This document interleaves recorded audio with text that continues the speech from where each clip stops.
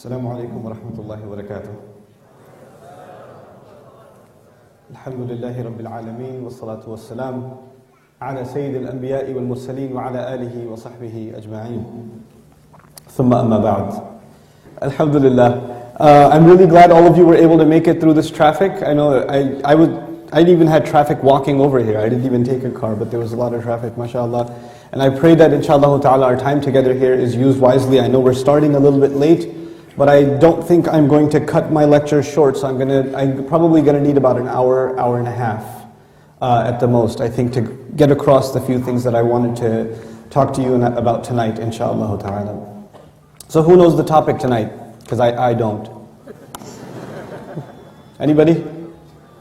Oh, the final miracle. Oh yeah, something about Islam. Okay, so what I wanted to first talk to you about tonight is a problem. And the problem is that a lot of Muslims, increasingly in recent times, they get into debates with non-Muslims unnecessarily about the miracle of the Qur'an. About the fact that the Qur'an it can only be from Allah, and they want to convey that to a non-Muslim, and this is almost the first thing they talk to with a non-Muslim about. Like, let me tell you about Islam, and the first thing I'm going to tell you is look at how awesome the Qur'an is, and let me tell you how many miracles it has in it, and I can prove it to you, and all of that. And it becomes like a back and forth debate. And this is a very problematic approach for many reasons, and one of them is, in debates, nobody ever goes into a debate to listen to the other side or to be interested in what the other has to say. When you go into a debate, you go into it to crush your opponent. So even if you are defeated, you are going to be thinking, how do I come back tomorrow and beat him back up? How do I get back up with a response? How do I come up with a counter? You don't listen to something that defeats an argument and say, okay, you know what, I agree, I accept what you have to say. There's a pride that comes inside the human being. It takes over, and it doesn't let you accept in a debate forum. Whether it's the truth or falsehood doesn't even matter. And the idea of starting the message of Islam with somebody, introducing them to the message of Islam with a conversation which will naturally turn into a debate is a problem. That's not a good approach to take with anybody. And certainly this is not the approach of the Qur'an. Now a few places in the Qur'an, Allah Azza wa Jal issued a challenge, and I think all of you here are familiar with the challenge. You know, وَإِن كُنْتُمْ فِي رَيْبٍ مِّمَّا نَزَّلْنَا عَلَى عَبْدِنَا فَأْتُوا بِسُورَةٍ مِّن مِّثْلِهِ. If you're in any doubt about what we've sent down, bring a surah like it. But you know that ayah came down in Medina. The ayah came down in Medina, and actually at the best in late Meccan revelation. In other words, the Qur'an did not come down in the beginning, and the Prophet ﷺ went around to people and said, look, if you don't think this is the truth, bring a surah. Bring a surah. It didn't work like that. Da'wah is not you go, you set up a table and non-Muslims walk by, hey, come here. Bring me a surah. What's a surah? You know? I just came to eat some free pizza. What's the surah business, you know? It's the wrong approach. And what it does is that actually it creates an interest in non-Muslims to want to refute the arguments of the Muslims, to try to constantly undercut the arguments of the Muslims. Here's the second problem, and a more important problem. Allah Azza wa Jal revealed to us this most powerful book, which truly is a miracle. It cannot be from a human being. And I'll talk to you about my personal journey in that conclusion, inshallah ta'ala, in tonight's talk.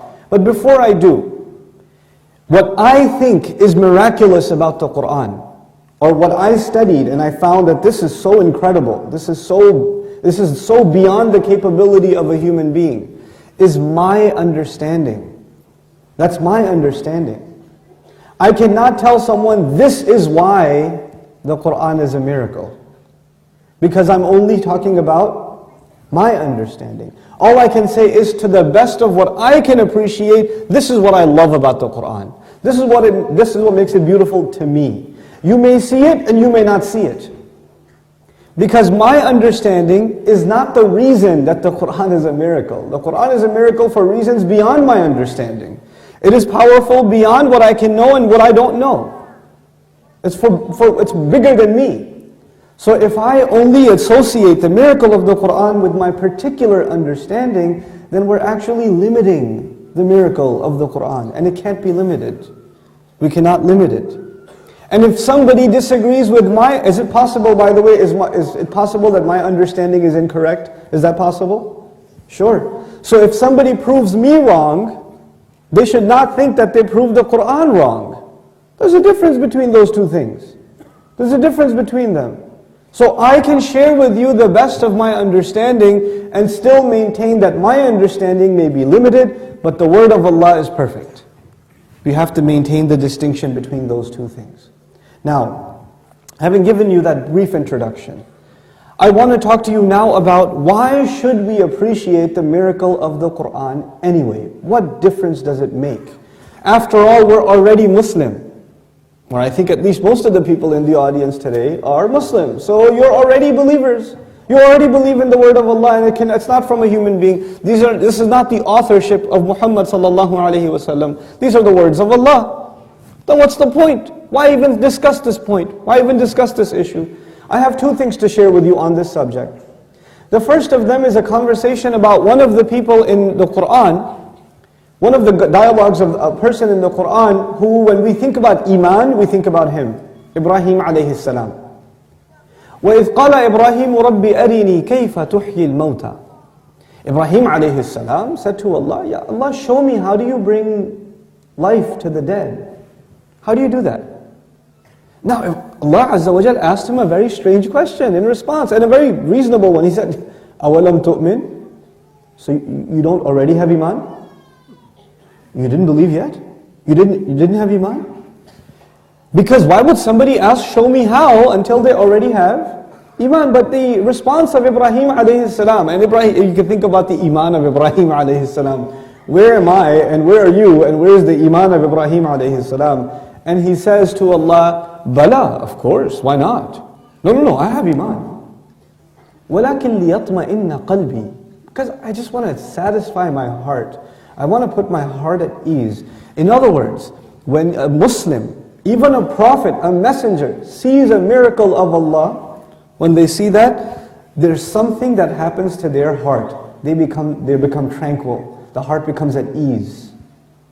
And this is a very powerful thing that Allah told us in this ayah. وَلَكِنْ لِيَطْمَئِنَّ قَلْبِي. The Muslim should study the miracle of the Qur'an and appreciate the miracle of the Qur'an, because then the heart, not the mind, you see? We think that we're studying the miracle to satisfy our minds. Now we're intellectually convinced that it's a miracle, but the ayah is about our hearts.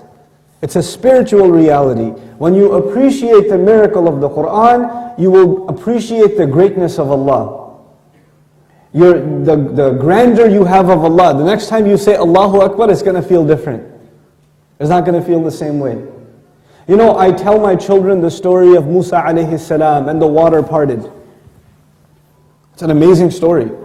They're walking through the water. And I can make them try to imagine it. But it will never be the same as somebody who was actually walking through and looking on both sides, and he's seeing Tawd Azim, he's seeing like mountains raised of water on both sides. That person's Iman is something else right then. Because they are living and they're tasting, they're experiencing a miracle. So the Qur'an, we want to taste its miracle. We want to at least appreciate something about it that we haven't before.